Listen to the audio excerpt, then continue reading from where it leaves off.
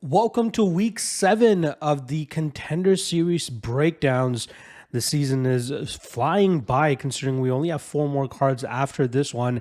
But last weekend was a great result. We swept the board 5-0 on all predictions and came through pretty big that night. Very happy, especially to call Gian Matsumoto, who seemed to be on the opposite end of the action that was coming in, especially for the last 24 hours leading up to the card, as a lot of people were on Casey Tanner. But I steadfast on the Gian Matsumoto side, and it paid off for us. So I was very happy in regards to that. This card going to be a little bit trickier to break down. I got a couple underdogs that I like here as well, and I feel pretty good about them, but we'll see if we can replicate the 5-0 run that we had last time around. So without wasting too much more time, let's get right into the breakdowns for this 5-fight card. First fight up that we got is Igor de Silva going up against Jonata Silva. Very intriguing fight here between a 20-year-old in Igor de Silva and Jonata Silva, who had a near 4-year-long layoff before making his return earlier this year for Cage Warriors. We'll start off on the De Silva side, who is 7-0 and finished all of his opponents. He's a very solid striker with very good power and does a great job in terms of getting from point A to point B before his opponent can even react. He also has a very aggressive submission game as well, whether it's from bottom or even jumping and latching onto a guillotine choke, which he's been able to complete in a couple of his fights. He's only a BJJ purple belt, but it's clear to see that it's going to be not that long until he's able to achieve his brown belt. He has a solid amount of training partners, and I feel as though he's one of those kids that, even at this age, he could probably do some damage in the UFC, considering the amount of experience that he has and how high level his skill set is. His opponent, Jonata Silva, like I had mentioned, had a 4-year layoff from 2019 until earlier this year before he jumped into the cage for Cage Warriors and came through as a plus 150 underdog against Stipe Bercic. That was a fight where we showcased the best version of Jonata Silva, which is a patient striker and a very disciplined striker, waiting for his openings to attack his opponents. He often is a little bit too low volume at times, but he makes sure he makes all of his strikes count, whether it's that body kick or even if it's just the ability to set up the head kick in deeper waters. He's very good in terms of springing traps on his opponents and making them pay for it. He's very sharp with his hands. His takedown defense is improving, although I would say that's probably the weakest part of his game, but for the most part, he does a great job in terms of implementing his striking and at a certain point making his opponents react to his striking because of how accurate and how much damage he's able to inflict. He used to train out of the ATT branch in Rome from 2020 and on, but recently it seems like he's gone back to his home at Novo União and training with Andre Pederneiras and the rest of the killers at that team. In terms of how I see this fight playing out, I really believe that Igor de Silva has the edge here in terms of his speed, power, and activity level, and that could end up being the difference maker in this matchup. I'm a big fan of Jonata Silva, and I feel like he's a kid that could have some success in the UFC if he were to make it to the next level, but I just feel like his low-volume approach won't be able to overcome the style of Igor de Silva here. De Silva's speed and his power will be a little bit too much for Silva to handle, and I expect Silva to end up getting his hand raised with the second round finish. Next up, we got a matchup between Kenan Kruschewsky going up against Dylan Mantello. On the Kruschewsky side, this is a fighter that's 14-1 and is currently the defending lightweight champion over there for Jungle Fight, which in my opinion is probably maybe the second best promotion in Brazil outside of LFA whenever they go down there. But Jungle Fight is a promotion that's been around for a long time, and Kruschewsky has gotten a great amount of experience fighting the higher level opponents that they have to offer.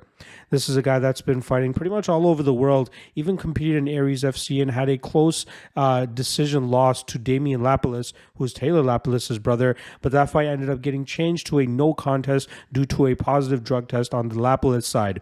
Kruschewsky is a very solid striker who throws in combinations, but also has the ability to grind his opponents down when he's able to get them to the mat and utilize his BJJ.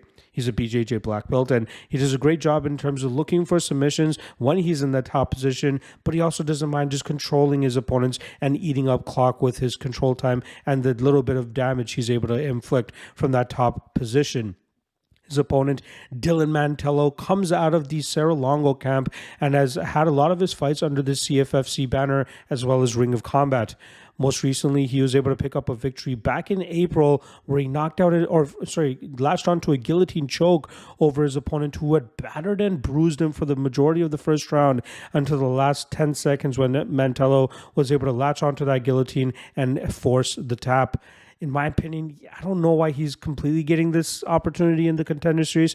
I get it. He's on a 3-fight winning streak with all 3 finishes in those fights as well. But in terms of a skill set and potential, I don't really see it. He's a long, lanky striker who likes to utilize his 1-2 down the pipe.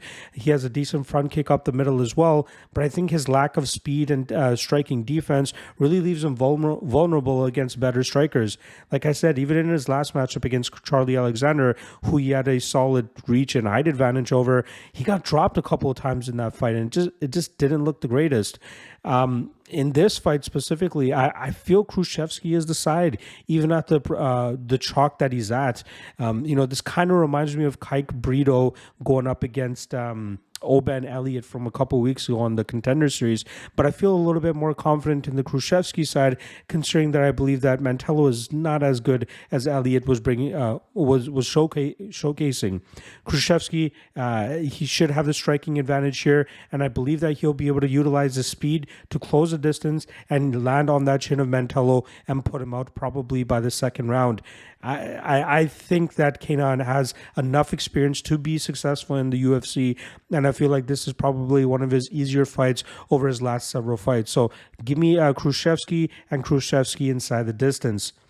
Next up, we got a solid women's matchup here between Talita Alencar going up against Stephanie Luciano. Starting off on the Alencar side, this is a fighter I've heard about for the last couple of years, specifically due to her high-level BJJ accolades. She is only 4-0 as a professional, but she does a great job in terms of implementing her style, getting fights to the ground, and controlling her opponents until she's able to open up a submission opportunity and get the finish. She's only gone to a decision once in her pro career thus far, but she shows a good enough gas tank to go out there and really implement her style. Going into researching her when I did it earlier this year for her LFA fight, I was really getting Jacqueline Almarim vibes. But I believe the difference between the two was that Almarim was finishing her opponents in the first round, and then when we saw her get into deep waters, she was starting to fade away and obviously ended up losing, whereas Alencar has been into deep waters and she's still successful with her style.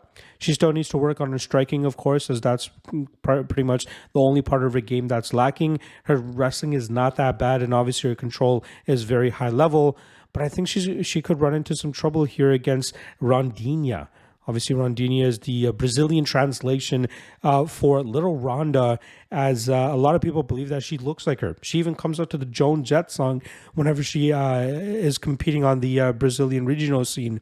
She's 5-1 through her 6 professional fights, with her lone loss coming at the beginning of 2022. Luciana is currently riding a 2-fight winning streak, and both of those opponents that she defeated have a combined record of 7-0. So she's actually fighting some pretty good competition with where she's at.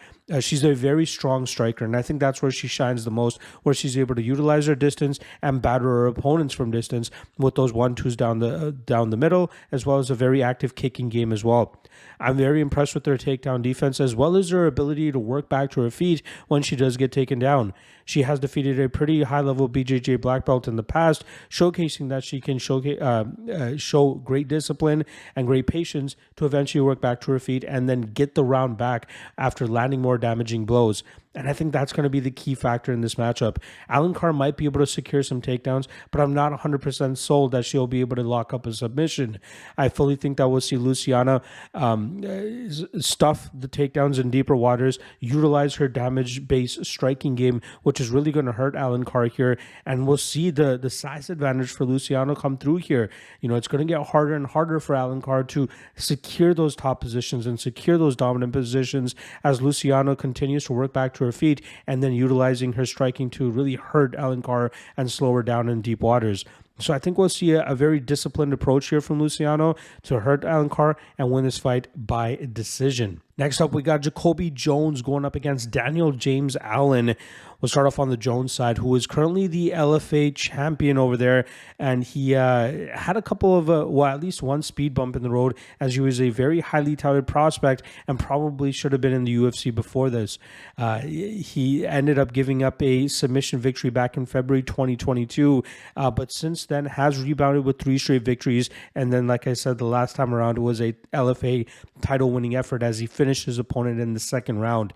He has a wrestling background and he uses it kind of effectively, although I expected more with how much they were praising his wrestling accolades. Defensively speaking, I gotta say he left some holes that I wasn't really happy about.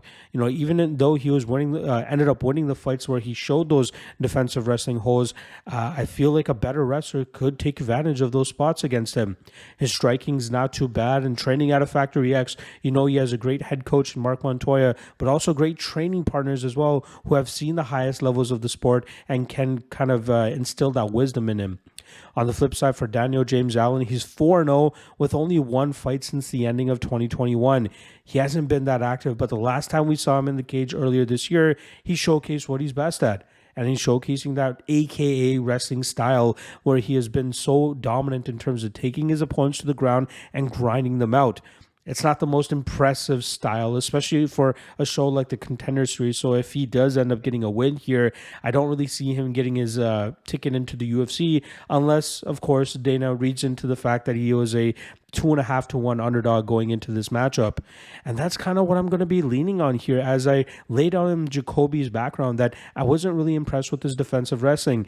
And you got a guy in Allen here who is training with the likes of Usman or Magomedov and the rest of the guys over there at AKA and getting in that wrestling. Like, that's just his style. He's so hard to deal with, especially with the way he's able to chain his attempts, get his opponents to the ground, and showcase solid cardio while doing so. His cardio in his second last fight, I'll admit, probably not the greatest, but I thought he looked really good in his last matchup where he showcased solid cardio and gas for over 15 minutes while implementing his style the entire time. And I feel like he can do that here against Jones. Again, Jones, I feel, might be getting that George Hardwick rub where it's like you got a champion from a well-known organization going up against a guy that's not really that well-known amongst the diehards.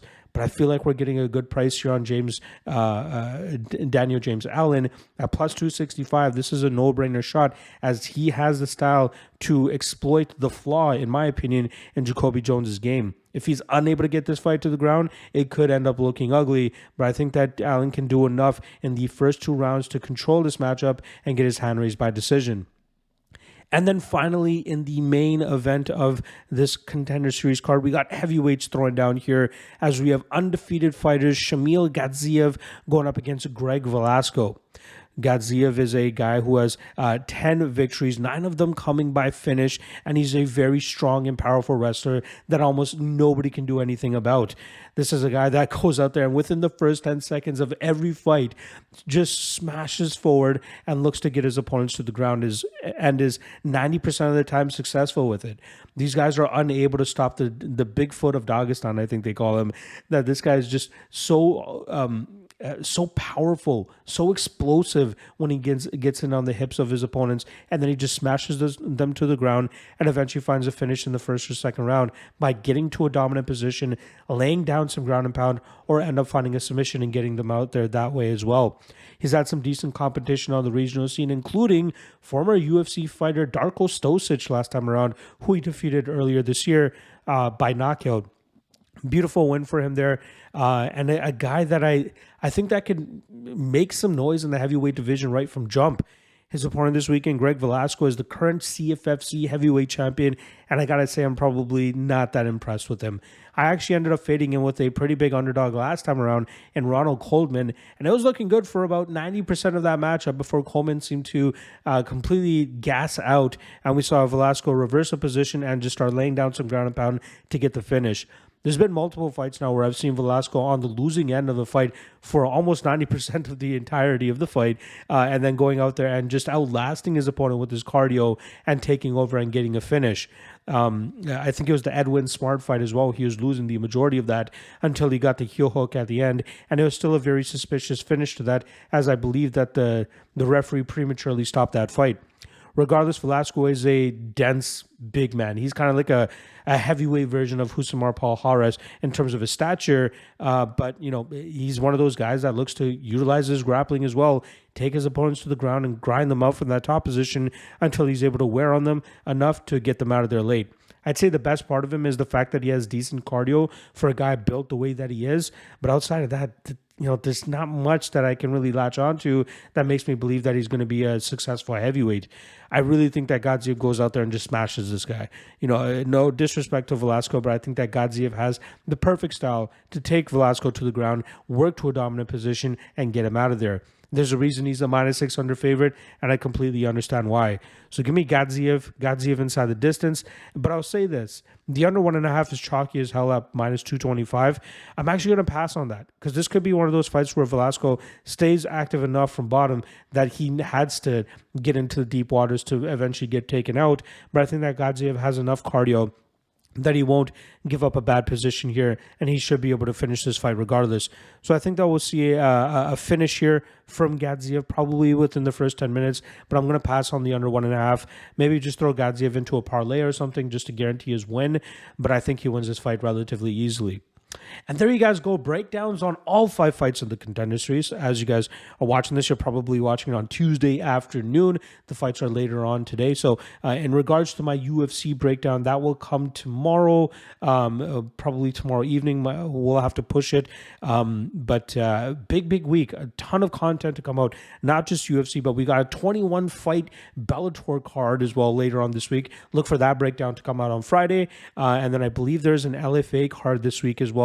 That you'll be able to find breakdowns for that specifically on the Patreon page.